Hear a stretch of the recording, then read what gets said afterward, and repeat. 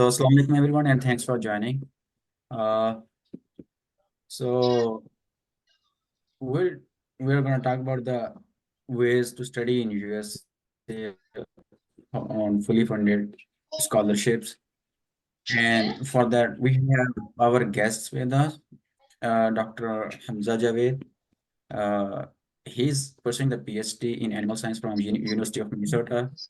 And our second speaker is Dr. Aksa Iqbal. She's from Cornell University and a Fulbright scholar. She is also a graduate student in public health sciences. Inshallah, we will discuss today the different ways like research assistantship, scholarships by HGC, and so. Okay, so should I start now? Yeah, sure, please. Assalamu alaikum. So we will discuss about the research assistantship and the teaching assistantship, and these are some of the ways we can pursue our PhD here. तो सबसे पहले हम research assistantship की बात करेंगे। तो research assistantship में ये होता है कि आपको जो यहाँ का सुपरवाइजर होगा या जो भी बंदा आपको इधर बुलाएगा आपकी पीएचडी परसू करने के लिए, आपको उसकी लैब के प्रोजेक्ट्स करने होंगे। उसमें डिफरेंट प्रोजेक्ट्स होते हैं। आपको उसकी लैब के जो भी बेसिक टेक्निक्स होंगे, अगर आप साइंस के स्टूडेंट हो तो आपकी जो basic microbiology, molecular what techniques जो भी हैं वो आपको मेथड उनको उसको डाटा जनरेट करके देना होगा। तो इन रिवॉर्ड वो आपकी ट्यूशन फीस पे करते हैं, वो आपको मंथली अलाउंस देते हैं, वो आपकी हेल्थ इंश्योरेंस, ये सारी चीज़ें कवर करते हैं।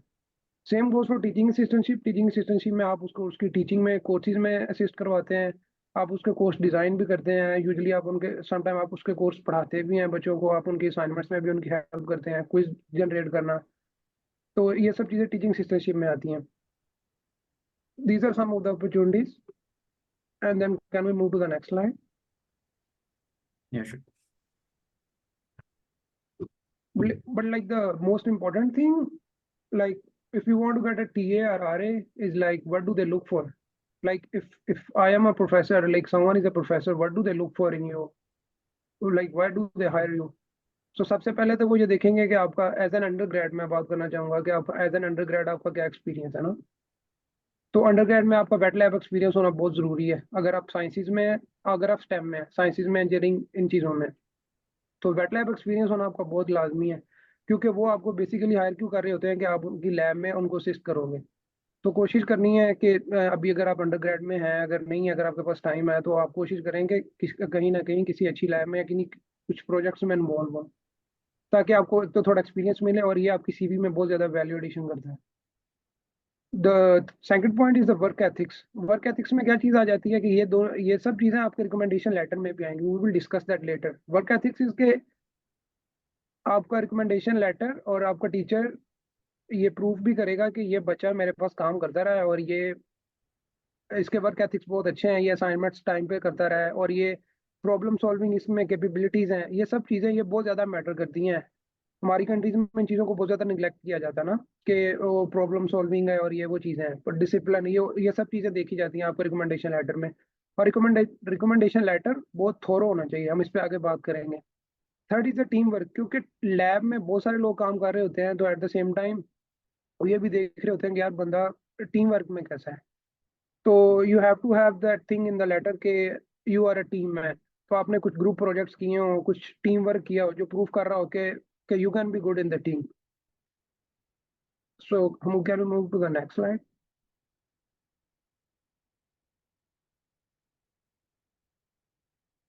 So this is the general procedure. Like if you are pursuing a PhD or a graduate study in the US, so these are the steps. I would say कि जब भी आप undergrad के फाइनल सेमेस्टर्स में हो, तो आपको passport अपना आपके पास होना चाहिए। Like end of the degree you should have the passport with you. और जब आप अपने फाइनल सेमेस्टर में हो तो आपको टोफल या आइट्स और GRE, depending upon what you are aiming for, that we will discuss later के आपको क्या करना चाहिए। पर whatever you have decided you should go for one, either TOEFL, IELTS और जीआरई। लेकिन आपको डिग्री के लास्ट सेमेस्टर में आपके पास ये, आप इसकी प्रेपरेशन पहले से स्टार्ट कर दो और जब आपकी डिग्री एज एन अंडरग्रेड आप डिग्री कंप्लीट करो तो ये आपके पास होना चाहिए। यूजुअली ये होता है कि बच्चे क्या करते हैं, जब वो अंडरग्रेड कर लेते हैं तो उसके बाद बहुत सारे प्रेशर होते हैं, लेकिन उनकी वजह से वो इनकी प्रेपरेशन नहीं कर पाते। The ideal time is the last semester. उसमें आपके पास टाइम भी होता है, और आपके पास ये है कि जब आप उसी वक्त अपॉर्चुनिटीज भी आ रही होती हैं। तो आई वुड से कि last, before you end your degree, you should have this either of this test. And the third step, if you are pursuing, like looking for a fully funded scholarship apart from Fulbright that Dr. Aksa will cover, I would say, like, you should start reaching professors in the last semesters. Reaching professor मतलब कि आपको एक professor को mail करना होगी कि मेरे ये रिसर्च इंटरेस्ट है और मेरा अंडरग्रेड का ये काम है, और मैं ये करना चाह रहा हूँ, मैं आपकी लैब में क्या वैल्यूडेशन कर सकता हूँ, इस पे हम बात करेंगे कि हाउ टू ईमेल, उसका टेम्पलेट भी हम डिस्कस करेंगे। उसके बाद नेक्स्ट स्टेप आता है एडमिशन का। If you are lucky enough to get the admission, like to get the acceptance from the professor, then you have to apply for the admission in the university. Then आप university में admission लेते हो, और उसके बाद अगर आपको admission university department की कमेटी होती है, जिसमें आपको सुपरवाइजर आपको डिफेंड करता है कि इज इट वर्थ कि मैं ये बच्चा उधर से ले रहा हूँ as an international student, is it worth के हमारे डिपार्टमेंट में ये आएगा, will he be the value addition. तो ये सब चीज़ें करने के बाद आपका एडमिशन हो जाता है, विच इज़ यूजली गिवन। जब आपको प्रोफेसर से एक्सेप्टेंस मिल जाती है तो आपका एडमिशन हो जाता है डिपार्टमेंट में या यूनिवर्सिटी में। उसके बाद वीज़ा प्रोसेसिंग होती है, और उसके बाद like you eventually end up in US. And then can we move to the next slide. या so reaching professors, I would say हम के ये आप कवर कर दो। I think it would be better क्योंकि आपको इसका थोड़ा ज़्यादा आइडिया है।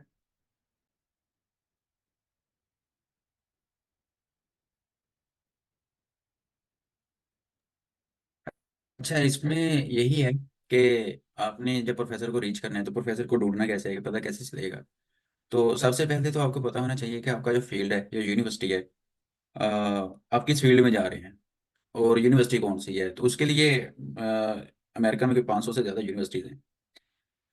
आप गूगल पे सर्च करें कि पब्लिक यूनिवर्सिटीज़ इन यूएसए या यूनिवर्सिटीज़ इन यूएसए, तो गूगल का बड़ा अच्छा है एक फिल्टर सिस्टम। वो आपको इस तरह की एक विंडो नज़र आएगी जिसमें आपको यूनिवर्सिटीज़ की लिस्ट आएगी। उसमें आप फिल्टर अप्लाई कर सकते हैं। अगर आप एग्रीकल्चर के स्टूडेंट हैं तो आप एग्रीकल्चर का फिल्टर यूज़ करेंगे, आपको सारी एग्रीकल्चर की यूनिवर्सिटी दिखा देगा। बायोलॉजिकल और बायोमेडिकल साइंसेज की आपको उसकी, बिजनेस की उसकी, और इंजीनियरिंग की है तो उसकी यूनिवर्सिटीज आपको दिखा देगा।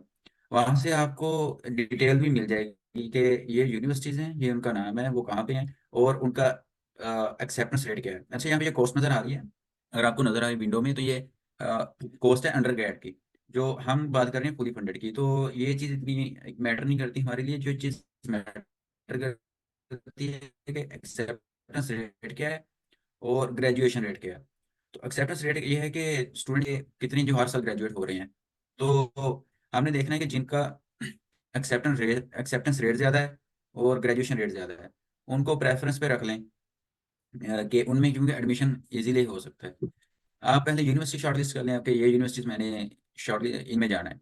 उस जब आपको यूनिवर्सिटी चलेगी तो फिर आपने जाना है यूनिवर्सिटी की वेबसाइट पे। यूनिवर्सिटी की वेबसाइट पे जाएंगे तो आपको वहाँ पे तकरीबन हर यूनिवर्सिटी की वेबसाइट में एक होता है ऑप्शन एकेडमिक्स का। एकेडमिक्स में जाके वहाँ पे मुख्तलिफ डिपार्टमेंट्स हैं। अच्छा, यूएसए में ये है कि यूनिवर्सिटी है, यूनिवर्सिटी के अंदर कॉलेजेस होते हैं, कि कॉलेज ऑफ एग्रीकल्चर है, और कॉलेज ऑफ बिजनेस है, कॉलेज ऑफ इंजीनियरिंग है, उसके अंडर फिर डिपार्टमेंट्स होते हैं। तो ये जस्ट टर्मिनोलॉजीज जो मे बी वेरी करती हूँ अमेरिका से पाकिस्तान की निस्बत, तो बता रहा हूँ। अगर आपको यूनिवर्सिटीज मिल गई, उसके बाद फिर आपने डिपार्टमेंट्स या प्रोग्राम या कॉलेज, कोई भी टर्मिनोलॉजी हो सकती है यहाँ पे, वहाँ पे आपका जो जिसमें आप जाना चाहते हैं वो देखेंगे कि आप कौन से कॉलेज में या कौन से डिपार्टमेंट में जाना चाहते हैं। उसकी लिस्ट आपको मिल जाएगी एकेडमिक्स के ऑप्शन में जाके। वहाँ पे आप जाएंगे तो आपको आपका डिपार्टमेंट या आपका जो फील्ड है वो मिल जाएगा जिसमें आप जाना चाहिए। मिसाल के तौर पे यहाँ पे बायो से रिलेटेड है तो बायोकेमिस्ट्री या बायो इंजीनियरिंग, बायोलॉजी, और दी डिफरेंट ऑप्शन आपके पास आ जाएंगे। उनमें से आप अपनी प्रेफरेंस वाला चूज करेंगे। तो उसमें वो आप ओपन करेंगे तो आप डिपार्टमेंट की वेबसाइट पे चले जाएंगे। यहाँ पे अगर आपको नजर आ रहा हो तो college of letters and science में आगे मोलेकुलर एंड सेल बायोलॉजी। तो सॉरी, ये आप एकेडमिक्स में जाके डिपार्टमेंट डिपार्टमेंट से जाके उसकी वेबसाइट, फिर आपने ढूंढना है कि वहाँ की फैकल्टी क्या है, कौन सी है। तो उन्होंने फैकल्टी जो जो प्रोफेसर वहाँ पे होते हैं वो उनकी लिस्ट डाली होती है, उनकी प्रोफाइल, उनका वर्क और लैब के मतलब सब कुछ उन्होंने ना उसमें डाला होता है। तो रिसर्च डिवीजन के लिहाज से, क्योंकि graduation is all about research, तो आप रिसर्च के लिहाज से जाएंगे कि रिसर्च डिवीजन क्या है, जब फैकल्टी रिसर्च डिस्क्रिप्शन, उस लिहाज से वो ये थोड़ा बहुत वेरी कर सकता है कि कौन सा ऑप्शन है। उनमें से आप देखेंगे जाएंगे कि रिसर्च डिस्क्रिप्शन प्रोफेसर्स की यहाँ पे आपको नज़र आ रही होगी कि प्रोफेसर्स के नाम है, उनका कौन सा, और उनके फिर आपने उनका शॉर्ट इंट्रो भी होगा कि उनका फील्ड कौन सा है। आपने इसमें देखना है कि आप किस में जाना चाहते हैं, उस लिहाज से आप उसको टारगेट करेंगे। आप उसको देखेंगे कि अच्छा ये मेरे रिलेटेड है, उसकी आप प्रोफाइल खोलेंगे। प्रोफाइल खोलेंगे, मिसाल के तौर पे इसकी प्रोफाइल हमने खोली है, इसका इसकी हिस्ट्री क्या है, इसकी प्रोफाइल क्या है, इसका रिसर्च वर्क क्या है, और एसोसिएट प्रोफेसर, और इसका मतलब किस पोजीशन पे है ये, ईमेल एड्रेस, इसकी सीवी, ये एवरीथिंग आपको वहाँ पे मिल जाएगी। ये इसलिए जरूरी है कि जब आप प्रोफेसर को रीच आउट करते हैं तो आपने जो ईमेल लिखनी है वो उससे रिलेटेड हो के जो काम वहाँ उस लैब में हो रहा है। ऐसा नहीं है कि लैब में काम हो रहा है रिप्रोडक्शन से related और आप उसमें फूड साइंसेज की बातें लिख रहे हो, कि मैं फूड साइंसेज में इंटरेस्टेड हूँ और मैंने उसमें जाना है, तो प्रोफेसर वो ईमेल फर्स्ट क्लिक पर डिलीट कर देगा, क्योंकि वो रिलेटेड नहीं है। जब आपको प्रोफेसर की प्रोफाइल के बारे में, उसके रिसर्च इंटरेस्ट के बारे में पता चल चल गया, तो उसके बाद फिर आपने ईमेल लिखनी है। तो doctor Hamza, what do you cover this, Yeah, I'm go with that. The email? Yeah, I'm go with that. Email की हम बात करेंगे कि हमें जो ईमेल करना है ना उसका टेम्पलेट क्या होगा। लेकिन इससे भी पहले जो सबसे इम्पोर्टेंट चीज़ है, as an undergrad student आपको ये आइडेंटिफाई करना होगा कि मेरे रिसर्च इंटरेस्ट क्या है। स्पेशली वो लोग जो जैसे जो डाइवर्स बैकग्राउंड्स हैं, जैसे डीवीएम वाले लोग होते हैं, जैसे एमबीबीएस वाले लोग होते हैं, जैसे बायोटेक्नोलॉजी वाले लोग होते हैं, जिनके जो बहुत सारे सब्जेक्ट्स पढ़ते हैं, तो यूजली वो आइडेंटिफाई नहीं कर पाते हैं कि हमको उसमें यानी कि हम किस चीज़ में परसू करना चाह रहे हैं। तो सबसे पहले तो ये आपको विद इन द डिग्री ये आइडेंटिफाई करना होगा कि मैंने किस चीज़ में जाना है। मैं एक एग्जांपल दूंगा, it might not be related to all other fields but I think it would give you a good idea. Say like I am from poultry, but within the poultry I cannot just mail to someone saying that I am interested in doing research in poultry. You have to define like what exact niche you are targeting. Say like poultry microbiology, poultry molecular biology, poultry reproduction, poultry physiology, whatever. You have to go to the niche. आपको उसकी नीच तक जाना होगा। फिर आपने ये फिर आप प्रोफेसर को रीच आउट करोगे कि मैं इसमें जाना चाह रहा हूँ। अगर आप जनरल मेल करोगे तो दैट शोज कि you are not interested in the research, it's very regress. तो आपको उसके मेन पॉइंट्स का पहले आइडेंटिफाई करना है। तो सबसे इंपॉर्टेंट चीज ये है कि आप अपने रिसर्च इंटरेस्ट को आइडेंटिफाई करना स्टार्ट कर दो। For that, you need to work with the grad students. When I was in my undergrad, I started working with grad students that time, like in the last semesters. Also, Hamoud did that as well. But that helped. One thing is that, like, you have to identify your research interests. The second thing, before going to the email, you have to have some publications.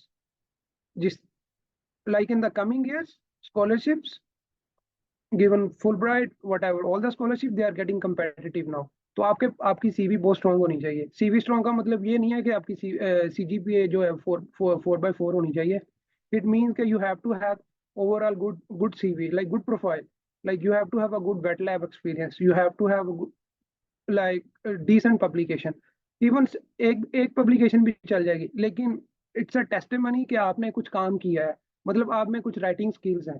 तो ये आपके पास हो तो ये बहुत अच्छा है। अगर नहीं है तो इसका मतलब ये नहीं है कि आपका एडमिशन नहीं होगा, पर you should work on that if you have time, और if you are in the undergrad I would definitely say कि you have to give some time for that.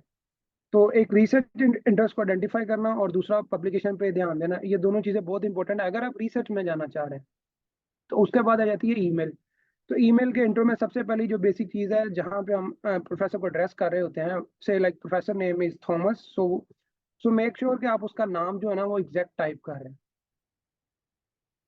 It gives a bad impression कि जब हम उसका नाम type कर रहे होते हैं तो कहीं कहीं ना कहीं पे मिस्टेक होती है ना। That all shows our interest कि हम कितने इंटरेस्टेड है ना अपनी उसमें अपनी ग्रेजुएट स्टडीज में।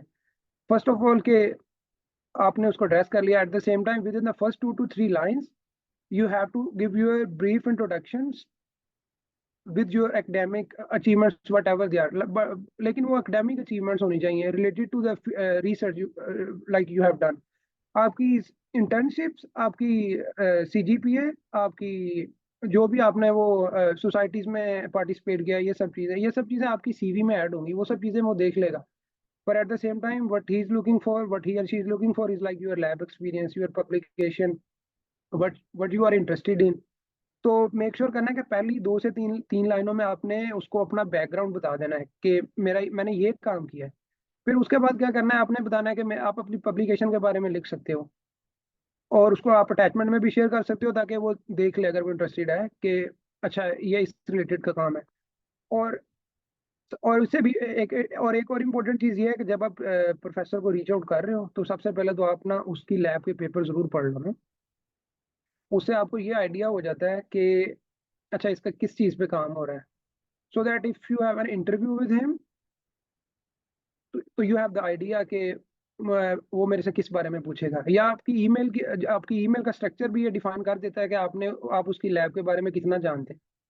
से like someone is working on food safety thing, तो आप उसको अगर जनरल मेल करोगे कि मैं लिखोगे कि मैं इंटरेस्टेड हूँ फूड सेफ्टी में, तो it doesn't make any sense. Food safety में बहुत सारी चीज़ें आ जाती हैं। तो लेट्स से वो इकोलाई पे काम कर रहा है, तो you have to specifically define के मैंने आपके उस पे पेपर देखे हैं, एक दो लाइनों में आप बता सकते हो इकोलाई पे या इस तरह, और मैं इंटरेस्टेड हूँ इन्वायरमेंटल पैथोजन पे काम करने में, या इस तरह से। So this gives a good shape to the email. I would say email should not be too long, but not too short as well. And try to add the CV, your publication, as an attachment file. Yeah, we will get into question and answer about the email as well. But I think this is the whole idea about the email.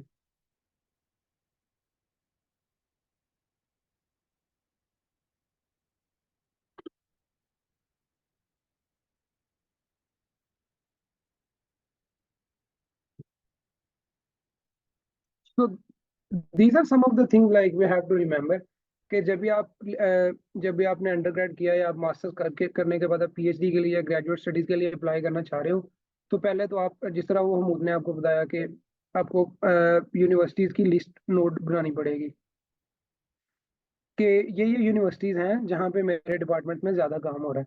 तो फिर आप professor की एक list बना लो अपने पास एक diary पे, और उसके बाद आप प्रोफेसर को रीच आउट करना स्टार्ट करो। और डोंट एक्सपेक्ट कि आपको 1-2 दिन में रिप्लाई आ जाएगा। You have to reach multiple professors. Some people are lucky, they would get the reply really early, like Dr. Hamoud, he got the reply like in 1 week, but it's not the case for everyone. So, so make sure that you are patient as well that time. And then it's a time consuming and tedious work. आप mail कर ही जा रहे हो और आपको कुछ response नहीं मिल रहा, तो हम सोच रहे होते हैं कि यार ये मैं क्या कर रहा हूँ, इसका तो मुझे कुछ रिस्पॉन्स नहीं आ रहा। पर it's a rigorous process, you have to be part of it, but be patient and be determined. So inshallah you will get the reward. Can we move next?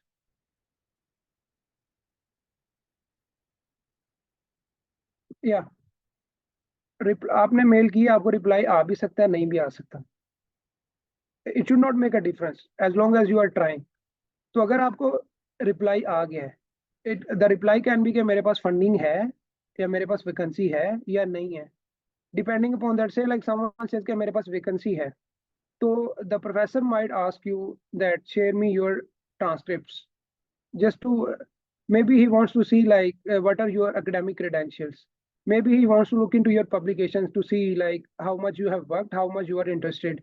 Maybe he wants to see your research work, whatever you have done. It should not be something very thorough, but at the same time something that gives an idea that you are a good enough student to be a graduate student. और your research interest, let's say आपको वो पूछता है कि आपके research interest क्या है, तो तो जैसे मैंने आपको पहले बताया कि you have to be clear कि मुझे मुझे पता होना चाहिए कि मेरे रिसर्च इंटरेस्ट क्या है, मैं ग्रेजुएट स्टडीज में जा रहा हूँ। So these are some of the important things I think as an undergrad student all of us must focus on. We can move to next slide. को reply आ रहा है कि वो आपके ट्रांसक्रिप्ट देखना चाह रहा है या आपका मीटिंग करना चाह रहा है, तो इट मीन्स के he is ready to take you as a student. या तो आपका काम हो चुका है, तो ये एक पॉजिटिव साइन है। और जो मीटिंग होती है, जो रिसर्च, वो कोई इस तरह की सवाल जवाब की नहीं होती, वो सिर्फ ये चेक करने के लिए होती है कि आपके रिसर्च इंटरेस्ट मैच कर रहे होते हैं। तो कुछ लोग जो हैं उनको जब मीटिंग का प्रोफेसर कहते हैं तो वो परेशान हो जाते हैं कि शायद वो कुछ एग्जाम टाइप हो, इस तरह की कोई चीज़ नहीं होती। Just to add my experience. Yeah, okay. I think you should continue, Hamood. तो उसके बाद जब आप प्रोफेसर आपको मीटिंग के लिए कहते हैं या आपको डॉक्यूमेंट्स के लिए कहते हैं, आपकी मीटिंग होती है, सब होता है, तो फिर आपने अप्लाई करना होता है एडमिशन के लिए। तो ये डिफरेंट यूनिवर्सिटीज़ की डिफरेंट पॉलिसी है और डिपार्टमेंट टू डिपार्टमेंट भी वेरी करती है। अगर तो प्रोफेसर देती है एडमिशन आपका, क्योंकि वो प्रोफेसर आपको फंड कर रहा है। लेकिन अगर बाज़ यूनिवर्सिटीज़ ऐसी हैं जो उनकी अपनी एडमिशन बेटी है, वो प्रोफाइल चेक करती हैं, और डिपार्टमेंट भी वेरी करता है कि अगर वो हाई रैंक यूनिवर्सिटीज़ हैं तो उनके एडमिशन क्राइटेरिया ज़रा स्ट्रिक्ट होता है, तो वो बाज़ जो है एडमिशन को रिजेक्ट भी कर देती हैं। यूएसए में हर तरह की यूनिवर्सिटी है, हाई रैंक यूनिवर्सिटीज भी हैं और मीडियम लेवल यूनिवर्सिटीज भी हैं, तो आप हर लेवल की यूनिवर्सिटी है उसको टारगेट कर सकते हैं। तो आपने फिर एडमिशन के लिए अप्लाई करना है। एडमिशन के लिए जब अप्लाई करते हैं तो ऑलमोस्ट आपको वेट करना पड़ता है 2 महीने ऑन एन एवरेज, उसका रिजल्ट पता कि आपका एडमिशन एक्सेप्ट हुआ है या नहीं हुआ। उसकी फ़ी होती है अप्लाई करने की हर यूनिवर्सिटी में। वो तकरीबन $80 to $120, ये ऑन एवरेज है, इससे ज़्यादा भी हो सकती है, कम भी हो सकती है। तो वेटिंग पीरियड ऑलमोस्ट 2 मंथ है, जिसके बाद आपको पता चलता है। तो इसमें यह है कि आप प्रोफेसर के, एक और तरीका यह है कि आप पहले यूनिवर्सिटी में एडमिशन के लिए अप्लाई करें, और जब आपका एडमिशन हो जाए तो वहाँ उसके प्रोफेसर्स को रीच करें। तो इसमें यह है कि आपको हर यूनिवर्सिटी की फ़ी पे करनी पड़ेगी, अगर वो फ़ी वेवर नहीं दे रही जिसका एप्लीकेशन फ़ीस है। और इसमें खर्चे ज़्यादा है, लेकिन इसमें अगर आपको एक में एडमिशन मिल गया तो सुपरवाइजर को ढूंढना आसान हो जाता है कि आप प्रोफेसर को ईमेल करेंगे मैं ऑलरेडी एडमिशन सिक्योर कर चुका हूँ, जिसका मतलब है कि आपकी प्रोफाइल अच्छी थी, तो आप प्रोफेसर इजीली ढूंढ लेंगे। दूसरा तरीका ये है कि पहले प्रोफेसर को रीच करें। उसमें थोड़ा वर्क ज़्यादा है कि आपको ईमेल्स लिखने पे मेहनत करनी पड़ती है, इंतज़ार ज़्यादा है, लेकिन उसमें यह है कि अगर आपको एक बार हो जाए तो फिर आपका खर्च कम आएगा। उसमें आप उस यूनिवर्सिटी के एप्लीकेशन फ़ी पे करेंगे और ज़्यादा चांसेस हो जाएंगे वो एक्सेप्ट हो जाएगी। अच्छा, ये जनरल रिक्वायरमेंट्स हैं। अ, इसमें आई थिंक बाद में बात करेंगे। आई बिलीव कि डॉक्टर अक्सा हमारे साथ हैं, तो पहले तो हम फुल ब्राइट कवर करेंगे, फिर इस पे वापस आएंगे। Great. Doctor Aqsa, can you hear us? Yeah, I can. Okay, so will go with the Fulbright degree program कि ये क्या है और इसमें क्या तरीकेकार है इसका सारा। So doctor please it's up to you. Yeah, thank you so much. As Hamoud might have already told you guys, I am a Fulbright scholar and I'm studying at Cornell right now, pursuing my master's in public health. So I'm gonna tell you guys about Fulbright program, its eligibility criteria, and what are the do's and don'ts to apply to that program. अम, जी, तो इसमें कुछ चीज़ जैसे masters का अगर program है, if you are applying for masters तो आपके पास bachelors की डिग्री होनी चाहिए, 16 इयर्स की फॉर्मल एजुकेशन होनी चाहिए and you you should not be a recent graduate, right? लेकिन 2 प्रोग्राम्स ऐसे हैं, पब्लिक पॉलिसी और एमबीए, उसके लिए आपको एक्सपीरियंस चाहिए होता है, which they really focus specially for public policy, क्योंकि ये इस प्रोग्राम को प्रेफरेंस बहुत देते हैं। They want you guys to have certain experience of it, क्योंकि ये आगे डिफरेंट चीज़ों में इम्प्लीमेंट होता है if you are doing your capstones और स्टफ लाइक दैट। अच्छा, अगर आपको कोई भी चीज़ क्लियर नहीं है तो you can just right it in question answer section and we will respond to that.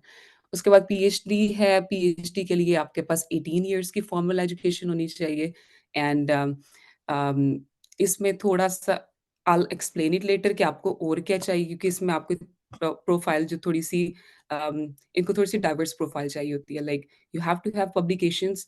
अगर आपके पास जॉब एक्सपीरियंस है तो फिर आपके चांसेस और बढ़ जाते हैं। सो दे हैव सर्टेन इनके पॉइंट्स होते हैं इन चीज़ों के, ठीक है? तो फॉर पीएचडी स्पेशली। इसके अलावा एजुकेशन, पब्लिकेशन, आपका रिकॉर्ड, आपका diverse experience, it all matters a lot. Can we go next please?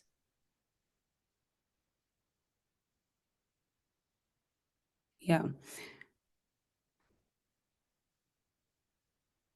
हुँ।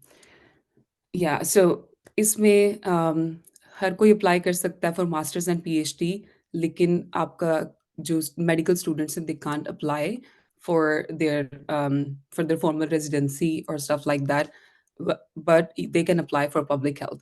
अगर आपको पब्लिक हेल्थ में जाना है तो you can you can pursue it. Otherwise ये मेडिकल स्टूडेंट्स में अप्लाई नहीं कर सकते। It also applies to the students who have done their DVM. और इसकी रिक्वायरमेंट में जो टेस्ट है वो जीआरई है। GRE is a must here. अच्छा, जीआरई भी पहले इनकी कोई लिमिट नहीं होती थी, अब they actually require more than 145 in each section, right? Which is a limit now. लेकिन इसमें मैंने एक केस ये देखा था। So I had there was a student, she applied, उसके मार्क्स थोड़े से कम थे, 145 से थोड़े से कम थे, but she applied just to check कि होता है या नहीं होता, बट शी गॉट इट। और उसके बाद जब उसका हो गया था तो उन्होंने फिर उसे दोबारा से एक टेस्ट का कहा था कि आप इसे दोबारा से दे लें, and then you want to improve your score, and then they place them in one of the universities. So अगर आपके मार्क्स कम भी हैं, so don't worry about it. I would say अगर जीआरई दे लिया तो अप्लाई भी कर लें। हु नोज, हो सकता है। So will go into the detail कि जीआरई की प्रिपरेशन कैसे करनी है the next slides, but for now this is the requirement that they are really looking for. एक और चीज़ जीआरई में डिपेंड करता है कि आपके स्कोर्स क्वांट और वर्बल के, डिपेंडिंग ऑन योर डिग्री। अगर आप इंजीनियरिंग प्रोग्राम में हैं तो आपको क्वांट में स्कोर्स चाहिए, अच्छे खासे स्कोर्स चाहिए होते हैं, क्योंकि you know they check it, इसी क्राइटेरिया के बेसिस पे आपको वो यूनिवर्सिटीज़ में भी प्लेस करते हैं। और ऑब्वियसली यूनिवर्सिटीज़ की एक्सेप्टेंस भी इसी क्राइटेरिया के बेस पे होती है। But if you are research student, ठीक है, जैसे बायोलॉजी या इस तरह का कोई आपका रिसर्च प्रोग्राम है, then you have to have good score in verbal, right? तो जी, प्रोग्राम साइकिल है कि एप्लीकेशन हर साल ओपन होती है नवंबर में, फरवरी में उसकी डेडलाइन होती है जो कि अभी गुजरी है। और so if you are applying right now, you have to prepare yourself for the next cycle. Application review or interview process would go until August, and results will be announced in mid-September. और उसके बाद आपकी placement होती है। Placement, अच्छा, ये सारा बहुत स्मूथ होता है, लेकिन ये 1 साल का पूरा प्रोसेस होता है almost. And Fulbright does everything for you. You don't need to worry about any of these। और बल्कि इस पूरे प्रोसेस में आपको बहुत अच्छा ट्रीटमेंट दिया जा रहा था वहाँ से, and you get a lot of protocol and stuff. So it's very interesting process. और at the end, till your departure, they take care of everything. उससे पहले एक प्री डिपार्चर ओरिएंटेशन होगी, आपको हर चीज़ सिखाई जाएगी, even how to pack your stuff. So और उसके बाद जब आप during the whole process, even जब हम वीज़ा के लिए भी जाते हैं तो सारे लोग लंबी-लंबी लाइन्स में लगे होते हैं, and we have this small line कि आप यूएस डिपार्टमेंट ऑफ स्टेट्स के लोग हैं, और फ़ौरन से वो, और 99.9% चांसेस थे कि सब लोगों के वीज़ा अप्रूव हो गए। कुछ लोगों का प्रोसेसिंग में गया, लेकिन it was also approved. So it's a very privileged thing, and you guys will know it once you get it, inshallah. So next, please.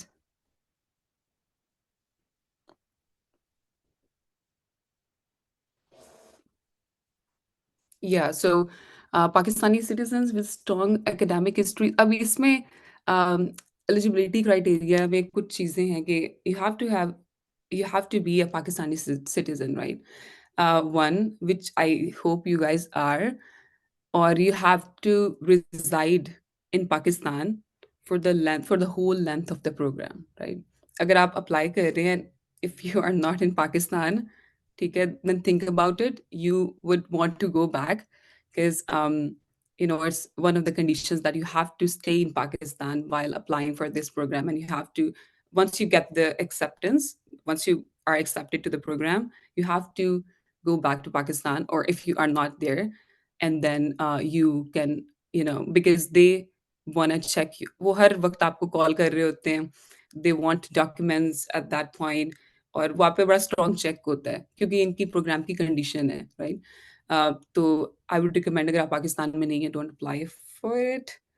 Or yeah, and all, as I already told you, all the disciplines are eligible to apply except clinical medicine. There are some fields that they prefer, is energy fields, water, because their focus is climate change, I believe. So they really focus on these areas: energy, water, agriculture, health, public health, or public health में खास तौर पे females को they really prefer them. Or and once you'll be selected to this program, you'll get to know why they prefer them, because they have a lot of opportunities and stuff for people who are working in the health sector. Uske baad education hai, is a great area. I mean, there are a lot of opportunities for these students within the program and then outside the program.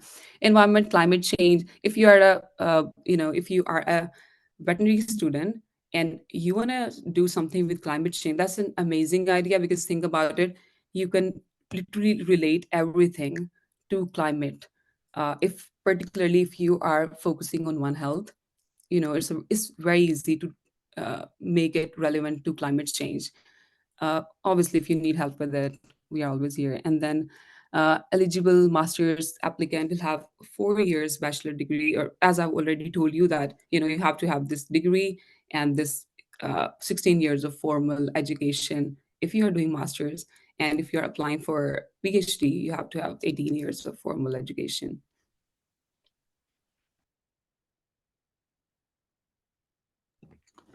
And then a complete application. Yeah. So your complete application should contain your application form. It is on Fulbright's website. The actual name of the website is U.S. Education Foundation Pakistan, and you can check the form out there. They have they have their directory in which they contains all the stuff, like all the forms, so you can check it over there. And then you need to have 3 reference letters. It is one of the most important things that you should focus on. Are we going to talk more about it? Okay.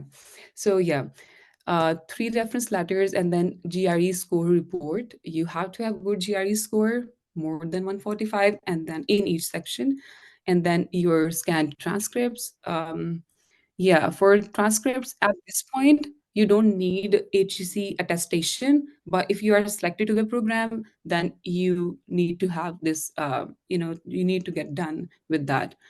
So these are major requirements for the application process, which is quite simple, I believe. And yeah, Yeah, so, Dr. Aksa, can you please touch on the recommendation thing because we might not have time later on? okay, yeah, sure. Yeah, for recommendation letters, you have to have 3 letters for Fulbright program. For so in letter, well, if you have, for me, I had very diverse background. I had a lot of people who could write letters for me, and then क्योंकि मैं उस वक्त job भी कर रही थी, and I had some international involvements like in the projects out there, and also I was working as a project leader by myself, ठीक है? तो मैंने मेक श्योर किया था कि मेरे जो रिकमेंडेशन लेटर्स हैं वो काफ़ी डाइवर्स हों.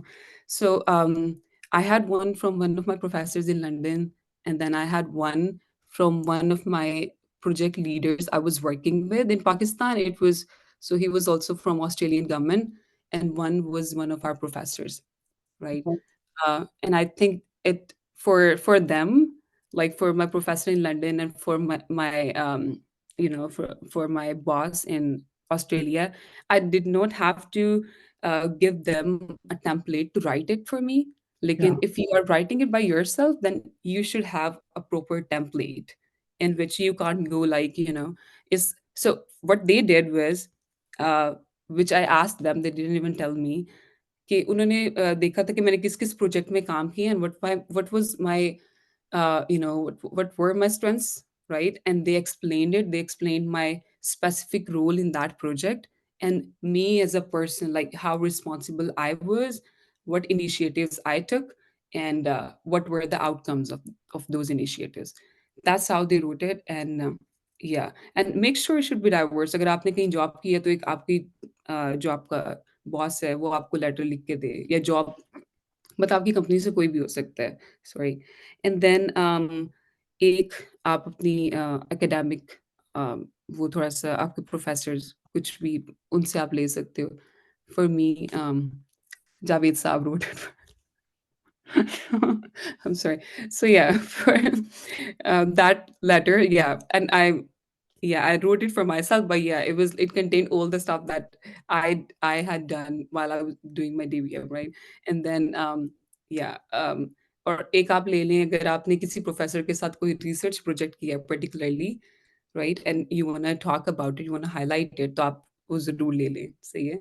Try to make it diverse. अगर कोई बंदा है जो बाहर बैठा है और आपके लिए लेटर लिख सकता है, मुझे लगता है उसका बड़ा इम्पैक्ट होता है। तो आप वो ले लें। किसी बंदे की बड़ी अच्छी प्रोफ़ाइल है, उसको वो चेक कर सकते हैं, तो आप उसका ले लें recommendation letters, and that's it for अच्छा, ये सवाल पैदा होता है कि how did you reach to the professor in London और ऑस्ट्रेलिया? और अगर किसी की वहाँ तक नहीं है तो वो क्या करे? मतलब वो किस तरह डाइवर्स कैसे बनाए इसे? हाँ, मैंने यही बताया कि अगर आपका इंटरनेशनली कोई है, ठीक है, अगर नहीं है तो उसको इस तरह से डाइवर्स बनाएँ कि आपके पास एक एकेडमिक लेटर होना चाहिए कि आपके प्रोफ़ेसर्स आपको दे दें, एक आपकी जॉब प्लेस से होना चाहिए कि आपने कहीं पे जॉब की है, तो मतलब आप अच्छे से हैंडल कर सकते हो, right? And if you had like any, so it should be like 3 different letters, right? It should not be like कि 3 प्रोफ़ेसर्स ने लिख के दे दिए। So if you're applying for masters, I'm sure you would have some job experience and, you know, you और अगर professor से भी लिखवा रहे हैं, तो एक आप डीन साहब से लिखवा लें, एक किसी प्रोफ़ेसर जिसके साथ आपने बड़ा क्लोज़ली काम किया हो या जिसको आपकी परफ़ॉर्मेंस का बड़ा अच्छे से अंदाज़ा हो। So you know who could recommend, तो आप उससे लिखवाएँ। या आप ये भी सॉर्ट आउट कर सकते हैं कि किस प्रोफ़ेसर की प्रोफ़ाइल बहुत अच्छी है, कि अगर वो उसे कल सर्च भी करते हैं, तो you know it should pop up.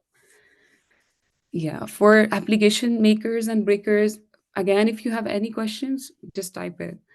Um, Application makers and breakers may academic excellence. So as Hamza has already told you guys that, you know, a good application So should not, I would sorry. just say that if audience have any question, you guys can type in.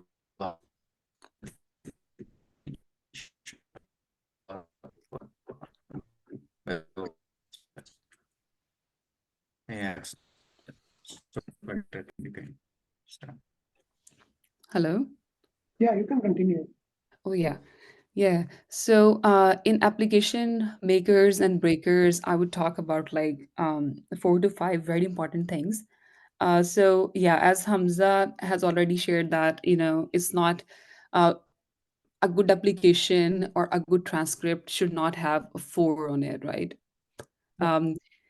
So yeah, so you should not be demotivated by the fact that if you don't have like good CGPA, you can't apply to these programs or certain countries, right? A good academic, you know, transcript and record should have your CGPA, which should be good, but it should not be, if you even if you have CGPA less than 3.5, it would still work, right? लेकिन अगर आपकी पूरा academic record diverse है, if you were working in projects, if you were good in extracurriculars, if you have done something, you won any grant or you have worked in any program, क्योंकि हमारे जैसे you grade के बच्चे आते हैं वापस, तो they have a lot of projects और वो यूनिवर्सिटी में इम्प्लीमेंट कर रहे होते हैं, and then students participate in it, right? So it is also considered an international project. तो if you have like those kind of diverse experiences और आप स्पोर्ट्स में बहुत अच्छे हैं, आप बहुत अच्छे स्पीकर हैं, you know, you have done something for community which they really care about, right? So अगर आपके पास ये सारी चीज़ें हैं and you have a, you know, a decent CGPA, then it would work, right? So yeah, and research objectives, it is really important, how you frame it out, because it is one of the. Are we going to talk more about it? Yeah, you can touch on that because I read some of the explanation, but I think we should add a bit more. Yeah, so for research objectives, it is a whole new workshop because it is one of the most important things that can make or break your statement. So you should be very specific for Fulbright. You have 750 words, right? It's the word limit, and then you can't go, can't write more than that. So you have to be very specific, describe your interests. And for me, I even mentioned my professors I want to work with. और हमें क्योंकि full bright में ये तो होता है ना कि स्टार्ट में बहुत जनरल होता है, तो you can't pick and choose के इसी के साथ काम करना है, इसी यूनिवर्सिटी के साथ काम करना है, but I was very I was very specific about it, क्योंकि मैंने जो यूनिवर्सिटीज चूज की थी I mention that in my sorry, in my full what's that research objective. Sorry. And then yeah, and I chose the projects that they were working with. I chose all the keywords that they were having in their projects, or the specific projects I wanted to work on. क्योंकि sometimes ये होता है जब वो आपकी application check कर भी रहे होते हैं, those keywords they get their attention, right? So you want to write those keywords. और उसके बाद then I explained a bit, like मैंने अपना मेरा एक्सपीरियंस क्या है, मेरा past experience, and how is it relevant to your project, and what can I add more to this project. So this is how I framed it. And at the end, so I just concluded it with all the relevant information for Fulbright. It should be very diverse. अगर आप सिर्फ एक ही professor की profile को पढ़ के and you are making your frame, then it's not going to work, right? So what I did was, like, I actually wrote it down. I read profiles of multiple professors from multiple universities, and I jotted all the keywords down, right? And then I constructed a paragraph out of it, which could fit for for multiple universities and professors, right? So this is how I did that. And then again, letter of recommendations, leadership and initiative. If you have done any project, if you have initiated anything, you have done anything for community, you were active, you were in sports, any extracurricular activity can go here, and you should highlight it. It's very important to write about it in your Fulbright application. And then letters of recommend, yeah, and then personal statement. So personal statement is really important. This is something that your application is really based on, right? So they can literally trash your application if this piece is not going well, right? So we'll talk more about it. It is one of the most important things that you should focus. For me, for Fulbright, I took almost like 5 months writing this piece. Right. So yeah, so this is really important, so we'll talk more about it. Okay, so we'll go to the general requirement section. I think most of them overlap. Like either you are applying for research assistantship or admission in university or Fulbright scholarship. Requirements are almost same. So कुछ के बारे में तो हम बात कर भी चुके हैं, और दूसरा कुछ रहेगी मेरे ख्याल में, TOEFL Yeah, IELTS. CV. For C, did you guys talk about CV? Because we also submit CV in Fulbright application. Yeah, you can नहीं, CV. you can put, like add some designs CVC. Yeah, for CV, I would suggest to choose a template. I use Europass. So Europass is like, we'll share the link with you guys. So it's just like you put in your information, details, and and then you can create your own good CV there. Also use ChatGPT. Like, you just give prompts to ChatGPT, and it should write the lines for you. Even it can make the whole CV, and you can pick and choose all the pieces and put it in your CV. So ChatGPT and Europass, if you are doing that, you are giving right prompts to ChatGPT according to your profile, right? It would cater it for you, and you can add that into your CV. And and if you're using that template, it gives you a very professional CV. because it has its own built sections, right? And you want to write for each section, so it would, you won't miss anything, and at the same time you'll have a good CV to, to begin with. Yeah, I would add into it like just simple things in general. It should not be overly cluttered, but at the same time, we have to have something to put in the CV as well.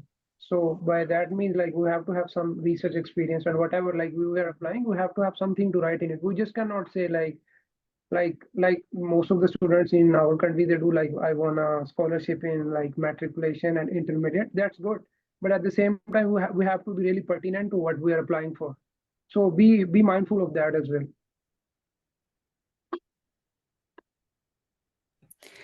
Yeah, sometimes I would suggest make it up to, like, if you have worked on something and it was really important, but you did this minor stuff for that project. So just like make it up. If that project was something really big and worthy to mention. Um, so just like, just try to add in there. If you don't have like a lot of stuff for Yeah. your CV, then you could just add it. And also I would like make it as diverse as possible. So yeah, you should focus on that. Sorry. So are we going with SOP next?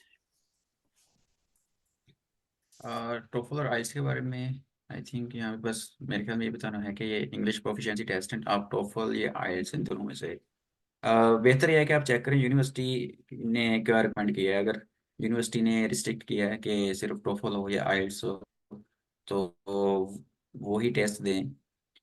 Most of the time इनमें से ये दोनों test ही applicable होते हैं कि आप इन दोनों में से कोई एक टेस्ट दे सकते हैं और उसका स्कोर यूज़ कर सकते हैं। तो इसकी मिनिमम स्कोर क्या रिक्वायरमेंट है, ये यूनिवर्सिटी पे डिपेंड करता है कि यूनिवर्सिटी कौन सी उसने क्या रिक्वायरमेंट रखी है, यूनिवर्सिटी या फिर जिस डिपार्टमेंट में आप अप्लाई कर रहे हैं तो उसकी भी रिक्वायरमेंट हो सकती है। तो ये उसकी वेबसाइट पे आपको चेक करना पड़ेगा कि इसकी मिनिमम रिक्वायरमेंट क्या है। इसका जो मटेरियल इंशाल्लाह वो शेयर करते रहेंगे साथ साथ चैनल में। तो जी। So I would go on TOEFL a bit. TOEFL में ये है कि आपका, that's right, आपके जो scores हैं वो 90 या 90 से ज़्यादा होने चाहिए if you are applying for Fulbright. Fulbright में ये होता है कि Fulbright take cares of your TOEFL. वो आपको एक वाउचर देता है and you apply through it. It's free for you guys, and then you have to get above 90% score.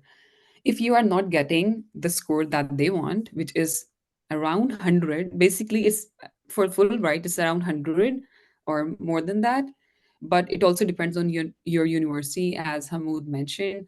So if you are not getting that kind of score, you have to, retake it, right? But for the retake, you pay by yourself, right? So most of the students, because of that pressure of doing well, they do it well, for the first time. And yeah, so जो TOEFL के लिए जितना भी material है, all the free resources, like we have it, we'll share it in the channel. It has got all the practice tests. It has got the book that you need to, work with. And also, yeah, so if you want to do it, or इनके online भी test होते हैं, तो आप just do a sample test. And for me, I prepared it from YouTube, which was one of the best sources to prepare for it, right? And also I'll share the channels that I particularly used and which really helped me. TOEFL is all about like practice and also focus. So, लेकिन if you are applying for Fulbright, I think you don't need to worry about TOEFL at this point. If you got selected, they are going to take care about it. They give you vouchers and they give you a timeline when you have to be done with this test, right? So yeah, for Fulbright, you are good now, right? And if you have मैं, it, that's amazing. मैंने भी ये तैयारी की, YouTube से ही की थी, YouTube और वहीं चैनल से। उसके बड़े अच्छे चैनल है यूट्यूब पे, वो इंशाल्लाह लिंक भी शेयर कर देंगे। और इसमें यू आर राइट कि इट्स ऑल अबाउट फोकस और प्रैक्टिस, क्योंकि हमारी एजुकेशन ऑलरेडी इंग्लिश में होती है तो बस कॉन्फिडेंस चाहिए होता है। We already include that. तो सिर्फ आपने ये देखना है कि उसका पैटर्न क्या है, वो पैटर्न यूट्यूब चैनल से आपको पता चल जाएगा, क्योंकि ये दोनों टेस्ट एक पैटर्न फॉलो करते हैं। उस पैटर्न का पता है तो आप अच्छा स्कोर कर सकते हैं। बाकी प्रैक्टिस जितनी ज़्यादा हो उतनी कम। बिल्कुल सही। GR. या for GRE, GRE Fulbright के लिए तो बहुत इंपॉर्टेंट है, as I have already mention multiple times कि आपको 145 अबव चाहिए होते हैं दोनों क्वांट और वर्बल में, राइट? क्योंकि पहले जब हम लोग प्रिपरेशन करते थे जीआरई के लिए, जब ये रिक्वायरमेंट नहीं थी, तो फुल ब्राइट बड़ा फ्लेक्सिबल था कि आप जितने भी आपके स्कोर्स थोड़े अच्छे स्कोर्स लेने होते थे, वो जितने भी आगे थे दे वर फाइन विद दैट। लेकिन फिर वो आपको रीटेक करने के लिए वाउचर्स भी दे रहे हैं और आपको पुश कर रहे हैं कि रीटेक करें। फॉर नाउ अब ये थोड़ा-सा कम्पेटिटिव हो गया कि आपको 145 से अबव लेने हैं scores. For that GRE is a big thing. GRE SOP if you are applying for Fulbright, आपका सबसे ज़्यादा टाइम जीआरई पे लगता है, and then you would spend your rest of time in doing your SOP, right? So it is one of the most important thing that you would want to focus on. So इसके कुछ parts हैं, analytical है, quant है और एक ऐसे का section होता है, right? You have to write it. For analytical, USCFP website has a very good resource directory. You can use those resources also. USCFP का जो चैनल है, उस पे जितनी भी उन्होंने वर्कशॉप्स करवाई हैं फुल ब्राइट सॉरी जीआई से relevant, it's all in their. वैसे वो इस्लामाबाद में लाइव वर्कशॉप्स भी करा रहे होते हैं, it's free if you are from Islamabad और you want to join at USCFP's office, they are conducting those free workshops, तो आप उसको join कर सकते हैं। Exactly वो आपको तैयारी कराते हैं, and they have all the alumni and stuff. They will do you actually get to experience all the stuff and all their all the tests that they have made. They actually you go through it, you practice it, and then for both the sections actually. For this particular test, I have all the resources that I have used, and we can also share those resources, right? GRE flashcards, you can use that app Magoosh, and you can do your, it's USEFP, United States Education Foundation Pakistan, right? And then yeah, for flashcards you can use Magoosh app, and you can do your uh, you know your vocab from there. Also जो resources हम share करेंगे उसमें vocab की भी 3 lists हैं जो मैंने use की थी. You can choose one of them, just go through it, right? और for quant, उसमें जो रिसोर्सेज है उसमें एक बुक है. If you are following that, आप उसको डेली उसकी एक्सरसाइजेस को प्रैक्टिस करते हैं, इट्स वेरी बहुत ही स्टेप बाय स्टेप उसने करके एक्सप्लेन किया हुआ है. देन उसमें क्वेश्चंस भी हैं, you just practice it, right? And then अगर आप उसको उसी उसी तरह से फॉलो करते हैं जैसे उसने बुक में बताया हुआ है, I think you are good to go for your quant section, right? अच्छा, अगर आप रिसर्च लाइक अगर आप थोड़े से इस बैकग्राउंड से हैं कि आपने रिसर्च करनी है, आप बायोलॉजी से हैं, पब्लिक हेल्थ से हैं, या आपका कोई भी तो आपको वर्बल में बहुत अच्छा स्कोर चाहिए और क्वांट में आपका थोड़ा सा कम भी हो जाए तो इट वुड वर्क, राइट? लेकिन it should be more than 145. लेकिन आई वुड सजेस्ट अगर 145 नहीं भी आया आपका और you still want to apply, just apply for it. अगर आपकी एप्लीकेशन बहुत अच्छी है and you are standing out already, तो I think they can help with it. I believe so because I've seen a girl, getting it. So yeah. तो ये यहाँ पे अब हम question, doctor Hamza, do you want add Oh anything in no, I GRE? I would I would if we have time, I would really want to touch on SOP Yep, go ahead with that. because I think okay, we haven't talked about it, and it is very important even if you are applying I just next year. want to add one thing. I just want to add one thing कि GRE full bride के लिए है, और I think अगर आप HEC के through आ रहे हैं तो उसके लिए भी रिक्वायरमेंट है, लेकिन उसका एक अल्टरनेटिव भी है कि आप हेड टेस्ट एचईसी का करते हैं तो जीआरई की रिक्वायरमेंट नहीं है। और लेकिन बाकी अगर आप अप्लाई कर रहे हैं उसके लिए यूनिवर्सिटी में एडमिशन के लिए, तो आपको चेक करना पड़ेगा, क्योंकि बास डिपार्टमेंट और यूनिवर्सिटीज ऐसी हैं जिन्होंने इसकी रिक्वायरमेंट को वेव ऑफ कर दिया है। So that's all I want to say. So next we can talk about SOP, Dr. Sir. Hmm. For SOP, um, you have to write your SOP beforehand. अगर आपने अगले साल भी अप्लाई करना है, you have to start writing it by now, ठीक है? और SOP के खास उन्होंने when you are applying तो एप्लीकेशन में उन्होंने एक पैराग्राफ दिया हुआ है, उसमें they are telling you guys that what they exactly want from that SOP, what they want to know about you, about your, about your life and stuff like that. So consider reading that paragraph, right? And then start working on your SOP. So you would need to write multiple drafts for that. ऐसा नहीं है कि application की deadline कल है, आज रात को आप बैठे हैं और एक पूरी स्टोरी लिख दी and you are uploading it, that won't work. ठीक है, आप अपना ड्राफ्ट पहले से लिखें, कम से कम एप्लीकेशन सबमिशन से 1 महीना पहले आपके पास आपका ड्राफ्ट होना चाहिए, and then you send it to multiple people, right? And then they would review it for you. You can send it to your friends if not, लेकिन आप मल्टीपल प्लेटफॉर्म्स हैं, बहुत सारे लोग बैठे हैं जो आपकी एसओपी रिव्यू कर सकते हैं। Consider that, consider reviewing your SOP with your peers, or whoever knows you, right, who could work on it. And then there are certain do's and don'ts for good SOP. सो अक्सर लोग क्या करते हैं जब वैसे भी लिखते हैं, तो they are like they make it a sob story कि जी बहुत मुश्किलें आई और पता नहीं क्या-क्या हो गया, पता नहीं हम कहाँ कैसे अगर पाकिस्तान से ना निकाले गए तो मर जाएँगे, तो you don't need to write those things, right?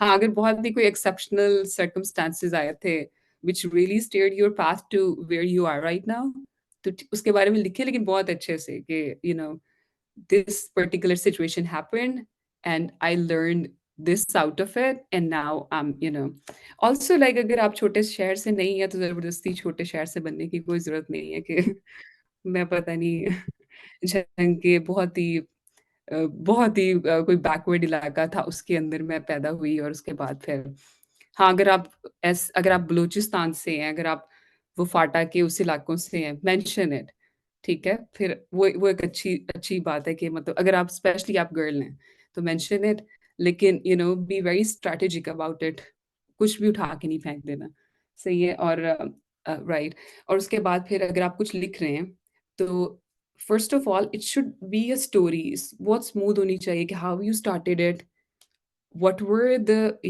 the circumstances, what were the difficulties in your way, फिर आपने उन सबको ओवरकम कैसे किया, and then what you got out of it, और उसका कम्युनिटी में क्या फ़ायदा हुआ।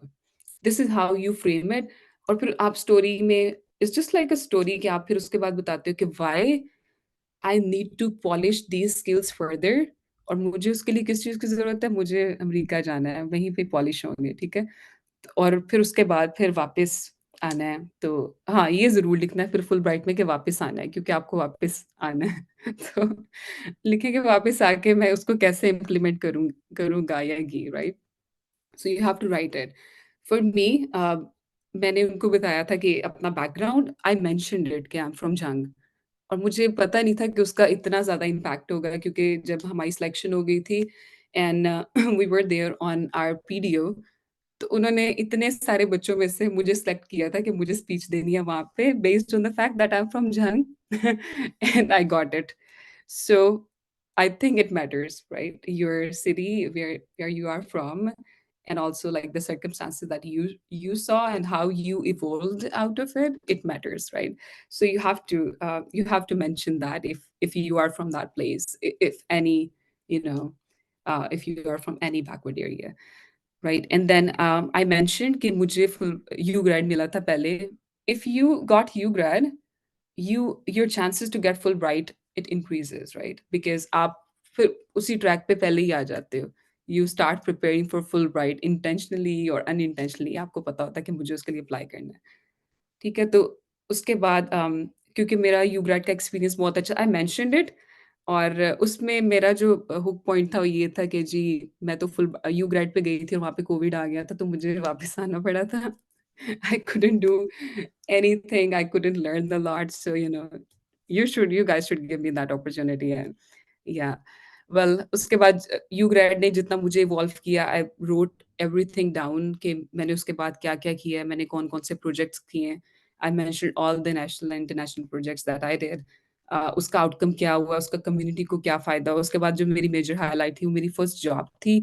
If you are graduated and if you are doing some job, and it's very cool idea to mention about that job, और उसमें आप क्या-क्या कर रहे हैं, आपके क्या ऑब्जेक्टिव्स हैं, आप what are you getting out of it, how are you actually benefiting your community, and then in the form of story I wrote it, or especially I wrote all the keywords जो उनको चाहिए होते हैं, वो community service पे बहुत believe करते हैं. You should write something about community, that this is how you are benefiting your community. और उसके बाद उसके लॉन्ग टर्म इम्पैक्ट्स क्या हैं. अच्छा, उसके बाद आपने देखना है कौन सी ऐसी चीज़ है जो पाकिस्तान में नहीं हो रही, जिस पे आप रिसर्च कर सकते हैं, और पाकिस्तान में उस पे बिल्कुल काम नहीं हो रहा, लेकिन यूएस में बहुत अच्छा काम हो रहा है. तो how can you bridge it? ठीक है? तो आप उस स्पेसिफिक प्रोफ़ेसर को भी मेंशन करें, और which you do in your research objectives बहुत अच्छे से. यहाँ पे I won't suggest mentioning a specific professor, लेकिन मेंशन दैट वर्क कि वहाँ पे ये काम हो रहा है और यहाँ पे नहीं हो रहा, और मेरे पास इतना स्किल है, थोड़ा-सा मैं वहाँ से लेके how can I implement it in Pakistan? जो आप बाद में आके नहीं भी करते हो, इट्स फाइन, लेकिन उस वक़्त आपने बताना है कि कि ये चीज़ें हैं जो मैं वहाँ से लेके आके मुझे यहाँ पे करनी है, राइट? तो या you should focus on that. उसके बाद उसके कंक्लूडिंग पैराग्राफ में आप पूरी स्टोरी को अच्छे से कंक्लूड कर दो. यूएस की तारीफ़ें लिखनी है, तारीफ़ के काबिल भी है जो चीज़ हो तो आपने लिखनी चाहिए कि how it is a model state that you can follow, right? And also, they are doing amazing work, amazing research, so you should mention that. Also, like, what are some of the gaps that we have in Pakistan but they don't, so getting that experience firsthand would help. So this is all about SOP. अगर आप बहुत बहुत अच्छे time पे लिखते हैं, बहुत पहले लिखते हैं, you can send it out. I can review it for you guys. अगर आप एक रात पहले नहीं लिखते तो फिर मैं रिव्यू कर लूँगी. You know, I have this मैं इसके स्पेशल इसको टाइम देती हूँ. अगर किसी बच्चे ने फुलब्राइट के लिए अप्लाई करना है, you can consider sending your SOPs to me. Thank you. If you have any question, yeah, Yeah, I just think type it. you covered it up really well. So next we can move to the questions, I think. It's so जो chat में आया I think वो पहले मैं question ले लेता हूँ start से कि उन्होंने क्या क्वेश्चन पूछे थे. अच्छा, एक क्वेश्चन आया था कि अगर आपका जो जॉब एक्सपीरियंस है वो आपके फील्ड से रिलेटेड नहीं है तो तब क्या करना चाहिए, तब भी उसको ऐड करना चाहिए या उसको नहीं करना है. और अगर आपका वर्क एक्सपीरियंस है आपकी डिग्री के बाद आपका एक गैप है लेकिन उसमें आपने वर्क किया है तो वो आपकी स्ट्रेंथ है या वीकनेस है, इसको अगर आप काइंडली. सॉरी, मैं स्टार्ट से नहीं सुना. शुरू में क्या था कि आपका रेलेवेंट नहीं है?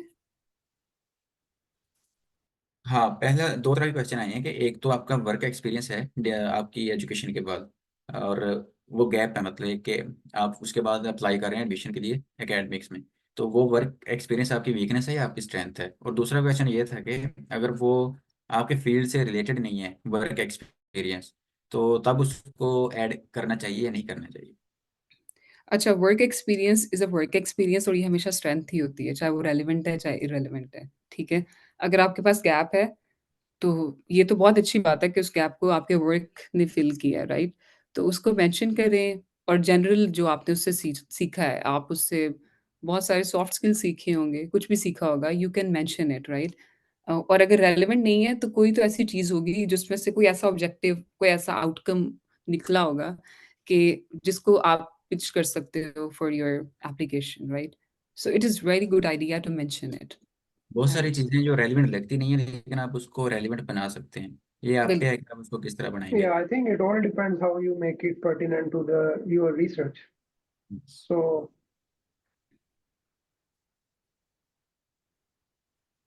आपने स्टोरी डेवलप करनी है, स्टोरी को स्ट्रॉन्ग करने के लिए आप हर चीज़ ऐड कर सकते हैं उसमें से.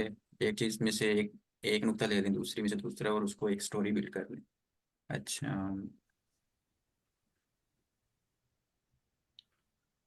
टेम्पलेट जो है शेयर करेंगे इंशाल्लाह. लेकिन यहाँ पे मैं एक प्रो टिप शेयर करना चाहता हूँ कि यूज़ टेक्नोलॉजी. और टेक्नोलॉजी से मेरा मतलब है कि जीपीटी. तो चैट जीपीटी के आने के बाद वो आपको हर काम करके दे. आपको टाइम चाहिए, आपको किसी किस्म की हेल्प चाहिए आप, और जो ह्यूमन साइड है वो मिस्टेक कर सकती है, लेकिन चैट जीपीटी मैंने इसमें ट्राई किया है.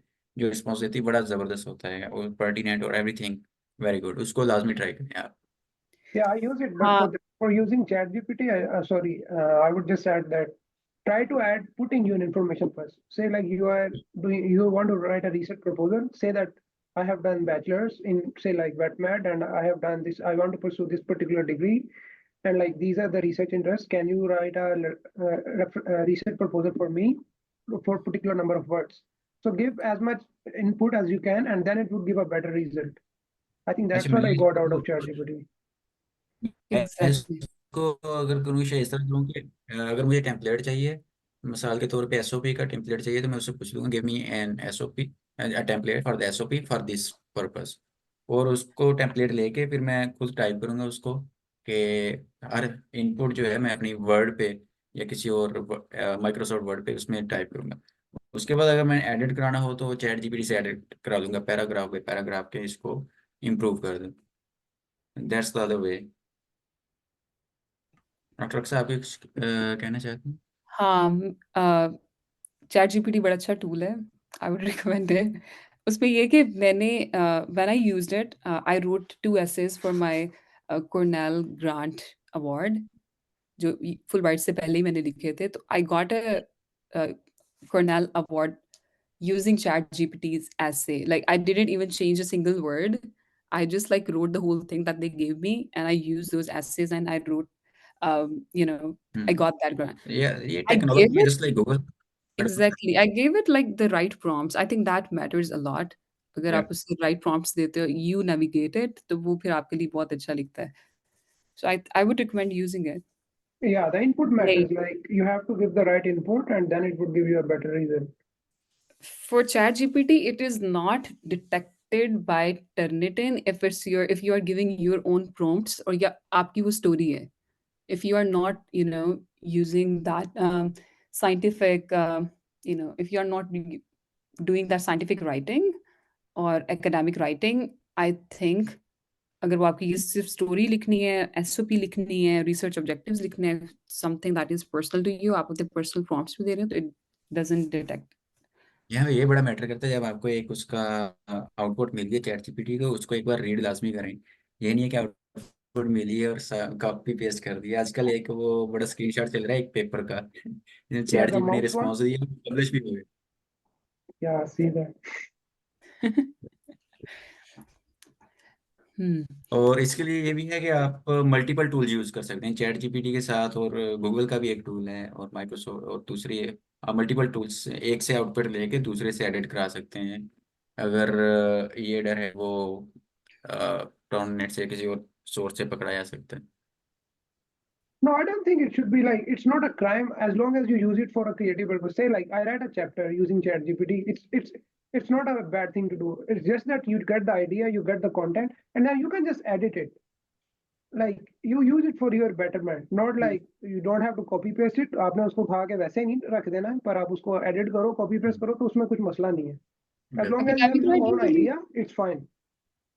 For academic writing, chat GPT के अलावा और भी टूल जैसे परप्लेक्सिटी है, वो आपको प्रॉपर रिसोर्सेज देता है कि उसने कहाँ से लिया, उसके साथ लिंक्स Yep, होते हैं, you can perplex always site it. dot AI. Yep. Yeah, that's the one I या also. या दैट वन इज बेटर। अच्छा, जीआरई के सोर्स और टेम्पलेट वगैरह जो मटेरियल है वो इंशाल्लाह चैनल में शेयर कर देंगे। तो एक भाई पूछ रहे हैं, I am MPhil scholar for veterinary medicine, what field for PhD I should target? तो doctor Hamza, doctor sir, actually अगर मैं ऐड करना चाहूँ इसमें तो यह है कि आप बायो से रिलेटेड कोई भी फील्ड है ना, आप उसमें कर सकते हैं। लेकिन आपने एमफिल किया है तो एमफिल में आपका रिसर्च जिस पे है, तो उस फील्ड को आप सिलेक्ट करें। अगर न्यूट्रिशन में है तो न्यूट्रिशन से रिलेटेड आप जो फील्ड है उसको सिलेक्ट करें, बेहतर ये है जिसमें आपकी जो प्रोफाइल है वो स्ट्रॉन्ग होगी। And I would say if you want to go general, animal sciences में अप्लाई करना। Hmm. Yeah, but one thing I have noticed is like if you want to increase your chances working as a graduate student, like you can fall on the basics. Say like if you are from microbiology, molecular biology, these things like basic sciences, you will always have the chance that you will get a good position. So I have seen many people who have like a DVM background, but they have done their masters in like molecular or like microbiology, and they would end up getting a position somewhere. So it's better considering that as well. So it's all up to you. Like it's you. What are your research interests at that time? हाँ, also अगर आपका कोई research interest नहीं है and you just वांना secure your admission, तो आप ये देखें कि किस चीज़ को वो प्रेफ़र कर रहे हैं, किस चीज़ में एडमिशन लेना आसान है। कहाँ Yep. पे किस तरह की रिसर्च हो रही है और कहाँ पे जैसे क्लाइमेट चेंज का कोई भी आप डोमेन उठा लो और उसके बाद आप अपनी अच्छी-सी आप अपने How to research shortlist, sorry. Yeah, sustainability, like the climate change of that is a big thing. Like most of the, because now people like in the US, they are looking for the people who are from the diverse background, interprofessional linkage. So hmm, if you can relate something with sustainability and climate change and One Health, you are on the right path. But you have to have a like concrete idea, basic idea. You have to come up with a good idea so that they can give you a chance. Exactly It या yeah. How to shortlist universities, ये मैंने बताया था कि आप search करें Google पे public universities in USA, और उसके बाद उसके फिल्टर यूज करें कि आपका फील्ड कौन से हैं, वो आपको मिल जाएंगी। और उसमें आपने चेक करना है एक्सेप्टेंस रेट और ग्रेजुएशन रेट। जिस यूनिवर्सिटी का एक्सेप्टेंस रेट और ग्रेजुएशन रेट ज़्यादा है, तो उस यूनिवर्सिटी को आप, मेरे ख्याल में, प्रायोरिटी देनी चाहिए आपको। उसमें प्रोफेसर्स को ट्राई करें, उसमें एडमिशन के लिए अप्लाई करें, तो ज़्यादा चांसेस हैं कि वहाँ पे एडमिशन आपको मिल जाएगा। और दूसरा है कि आप प्रोफेसर देखते हैं कि अगर आपकी रिसर्च अच्छी है, आपको उस फील्ड के प्रोफेसर्स के बारे में आइडिया है, तो उस प्रोफेसर को आप डायरेक्ट कांटेक्ट कर सकते हैं। जिस यूनिवर्सिटी में वो है उसमें आप अप्लाई कर दें उससे। That's the second way, it's very rare. Hmm. Okay, isn't chat GPT detected by Turnitin as plagiarism? तो इसमें प्लेजरिज्म का तो मसला नहीं है अगर आपने एसओपी या टेम्पलेट के लिए लिखना है उसमें, क्योंकि आपका इनपुट ज़्यादा है। तो अ, ऐसा इशू नहीं है, क्योंकि आपने ना कोई पब्लिकेशन करनी है या कोई और इसमें कॉपीराइट का इशू आ जाएगा या प्लेजरिज्म का। तो इन चीज़ों में प्लेजरिज्म का इशू होता तो नहीं है। एसओपी, सीवी आपने खुद टाइप करनी है, और रिसर्च प्रपोजल उसमें आपने हुँ, खुद एडिट करना है, क्योंकि अगर चैट जीपीटी आपको देगी भी तो वो बड़ा जर्नल होगा, स्पेसिफिक तो आपने खुद बनाना है उसको। तो ऐसा चीज़ इशू नहीं है। हाँ, नहीं ये डिटेक्ट नहीं करता। आई हैव चेक्ड इट और इसमें डिटेक्ट नहीं होता क्योंकि ये आपकी पर्सनल स्टोरी आप प्रॉम्प्ट्स भी खुद दे रहे हो। सो Yeah, it but as never long as you are giving the input, I have seen people like who once they checked it, the Turnitin shows like 60%, 70%, but at the same time, mine was like 6 to 7%. I use the chat GPT, they use the chat GPT, but the difference was that I give them the input, but they just like put in like give us the research proposal for that particular thing, and then they would end up copy pasting that. So don't do that thing. As long as you are giving them the right input, you will get good results. हुँ, हुँ, हुँ। अच्छा, how can you contact us, इसमें email address हम अपना लिख देते हैं chat box में, तो वहाँ से आप ईमेल के थ्रू कॉन्टेक्ट कर सकते हैं। रहमान मैं अपना ईमेल लिख रहा हूँ, और डॉक्टर हमजा और डॉक्टर अक्सा, अगर आप भी हाँ, काइंडली मैं अपने I have email. Already okay, yeah okay, I have already shared my email. okay, so there were some questions in this side. Medical students, can they apply for scholarship? I think of course they can apply for scholarship. Yeah, they Uh, can. जो problem है, I think वो शायद confusion ये है कि, ठीक है, medical science में जो मेडिसिन है, उस क्लिनिकल मेडिसिन शायद उसमें अप्लाई नहीं कर सकते, तो शायद वो कंफ्यूजन क्रिएट कर दिया है कि क्या जो मेडिकल का स्टूडेंट है वो मेडिसिन, क्लिनिकल मेडिसिन में अप्लाई कर सकते हैं। I think only Even that is for restriction the is Fulbright thing. Clinical. Like for the Fulbright, you cannot apply for a Fulbright. clinical subject, but in general, so the subjects you can apply for. I have seen many people here like who have done the masters, like the MBBS thing, like the medical sciences, and they are doing some masters here. Yeah. हाँ, नहीं masters आप किसी भी research programme के लिए you can go for it लेकिन अगर आप वो क्लिनिकल रेजिडेंसी और रोटेशन और उसके लिए जा रहे हैं, then you are not eligible, Yeah, that right? You have one two thing I select want to make clear that the clinics, because I know most of the people here from DVM, the clinics and research, these are two like 360 opposite things. So yeah, understand that difference. You are not, yeah, you're getting a PhD, but you are not doing a clinical thing here. So people think of like that. If I'm doing a PhD, then like I will be doing it like I will be like a clinical pathologist or whatever. No, it's not the case. You are doing a research in a particular niche, and then you are just stick to that. You are not like getting into clinics. Assalamualaikum. Am I audible? Yeah, जी walaikum जी salam. जी। I am Sayyid Zainul Abidin. I am basically a MPhil veterinary medicine scholar at Arid Agriculture University. मेरा question ये था कि जिस तरह मेरा अब एमफिल वेटनरी मेडिसिन में है, I have completed my MPhil like thesis right up जो है वो बस चल रहा है। तो मेन जो मेरी रिसर्च का थीम है वो एएमआर है और वन हेल्थ है। काम मेरा सारा स्ट्रेप्टोकोकस के ऊपर है, इम्यूनोथेरापी फॉर एएमआर। तो अब जिस तरह क्लिनिकल मेडिसिन में या इसके ऊपर जो है वो नहीं हो रहा, मतलब पीएचडी नहीं कर सकते क्योंकि उसके लिए हमें वो नेवले और वो ईसीएफईजी की सर्टिफिकेशन वगैरह चाहिए। तो हम आगे मतलब फिर किन सब्जेक्ट्स के अंदर पीएचडी के लिए अप्लाई कर सकते हैं? लाइक हम लोग माइक्रो में या पब्लिक हेल्थ और फिजियोलॉजी इनमें कर सकते हैं, मतलब अपने काम की बेस के ऊपर कि हमारा एमफिल जो है वो मेडिसिन में। Yeah, that's a very good question, right? So आपका जो MPhil है, it is very much relevant to micro, to public health, to one health, to epidemiology. Environmental sciences, yeah, they're all merged.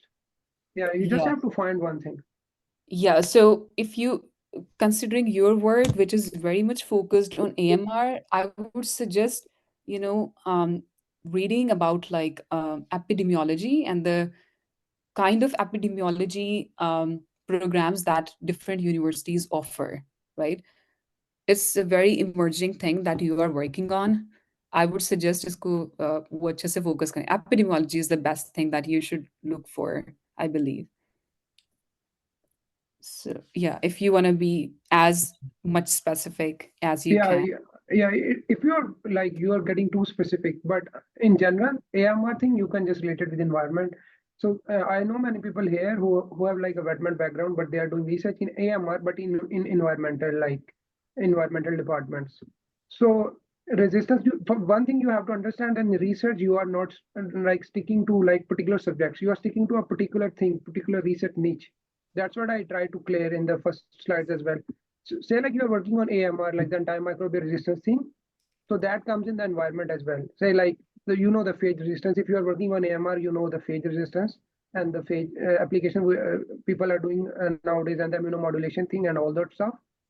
So you can just there are lots of ways to look into it. You just need to first you need to define your research interest. That's the important thing. You should not worry about the department you would get in. You should be more worried about like the position you want to secure. At this point, I would go through the profiles of all the professors who are working on the same thing. मुझे क्यों ये interesting लगा क्योंकि ये मेरी field से भी बहुत रेलेवेंट है सो आई कैन टेल यू कि ये पर्टिकुलर फील्ड्स हैं you can touch base on, you can search more about it, and you have to define it by yourself. But yeah, but this is something really amazing you are working on. अच्छा, ये सुहेल से मतलब इन्होंने question पूछा। I think it's very good question के what is the application timeline. तो इसको मैं अगर मजीद अगर इसको बोलूँ कि एप्लीकेशन टाइमलाइन के वंस अ ईयर या ट्वाइस अ ईयर वो पूछ रहे हैं, तो आई थिंक ये होता है कि ये हर डिपार्टमेंट टू डिपार्टमेंट वेरी करता है। बाद में आप साल में 2 बार, बाद में 3 बार अप्लाई कर सकते हैं। और मोस्ट ऑफ द टाइम जो एप्लीकेशन जो हैं वो खुली रहती हैं। आप साल के किसी भी टाइम अप्लाई कर सकते हैं, क्योंकि एक और ये डेडलाइन वैसे आपको वेबसाइट पे मिल जाती है। अब हमारे यूनिवर्सिटी में जो वेटरनरी मेडिसिन है उसमें साल में 1 बार वो स्टूडेंट्स लेते हैं। जो न्यूट्रिशन है वो साल में 3 बार लेते हैं। एनुअल साइंस वाले वो भी साल में 3 बार लेते हैं। तो ये डिपार्टमेंट टू डिपार्टमेंट बड़ा वेरी करता है। लेकिन Yeah, यहाँ पे but मैं एक in बात general, yeah, go on. You can carry. हमें सिर्फ ये बात एक आपसे पूछना है कि कितना अर्सा पहले आपको ना तैयारी शुरू कर देनी चाहिए अगर आप अप्लाई करना चाहते हैं, और कितना So आपको in general, टाइम के what I would say, margin कितना रखना चाहिए? yeah, in general, what I would say, first try to secure the admission. For that, there is no deadline.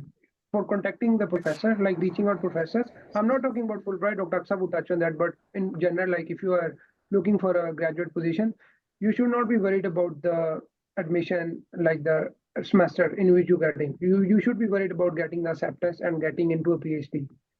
Usually, like generally, there are like fall and spring semesters. The fall would start like from September in general, and the spring would start from January.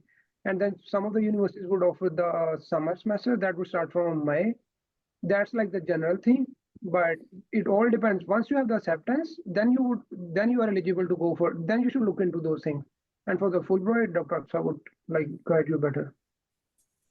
हाँ, Fulbright comes once a year, ठीक है? और उसके लिए एक खास timeline है। I have that slide in which I mention about the application cycle. तो नवंबर में वो पर्टिकुलरली शुरू होता है और फरवरी में उसकी डेडलाइन होती है। You have to apply by that deadline और उससे पहले आपने जीआरई दिया होना चाहिए आपको, ठीक है? So this is one of the things that you would want to focus on, क्योंकि अभी फुलब्राइट गुज़रा है, what I would suggest is to prepare for GRE, क्योंकि अब तो एक वो लिमिट आ गई है ना स्कोर्स की, तो you should prepare for it very well, which is too early to prepare for it, लेकिन आपको जीआरई की तैयारी में ऑलमोस्ट 2 से 3 महीने लगते हैं अगर आपने अच्छी तैयारी करनी है, ठीक है? तो या consider working on that. For now अगर आप फुलब्राइट की अभी से प्रिपरेशन शुरू कर रहे हैं, तो आप अपना जो प्रोफाइल है उसको ज़्यादा से ज़्यादा डाइवर्सिफ़ाई करने की कोशिश करें। किसी चीज़ में काम करें, कोई वर्कशॉप्स अटेंड करें, कोर्सेज़ लें, ठीक है? क्योंकि फुलब्राइट में डाइवर्सिटी, आपकी प्रोफ़ाइल की डाइवर्सिटी बहुत मैटर करती है, फॉर नाउ। और उसके बाद फिर आप साथ-साथ जीआरई की तैयारी करें, ठीक है? अपनी एसओपी पे काम करना शुरू कर दें, अपने रिसर्च इंटरेस्ट डिफाइन करना शुरू कर दें, यूनिवर्सिटीज़ की प्रोफ़ाइल पढ़नी शुरू कर दें।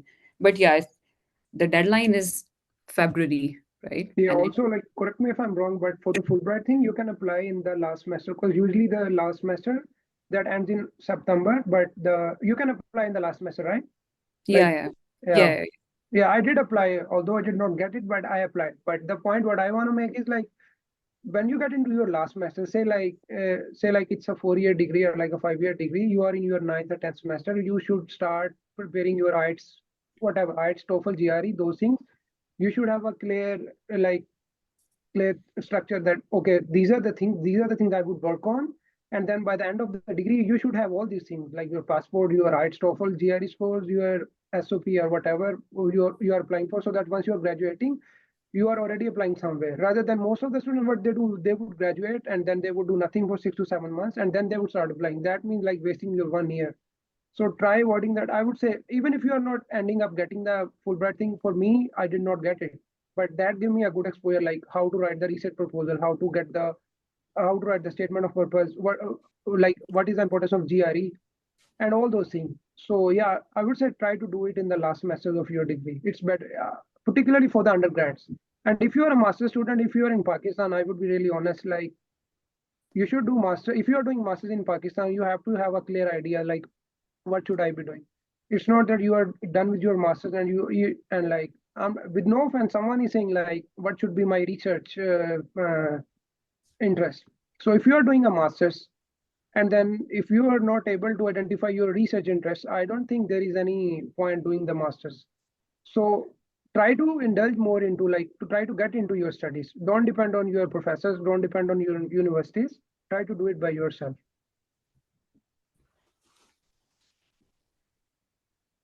Okay, I think we should conclude now. Time is more than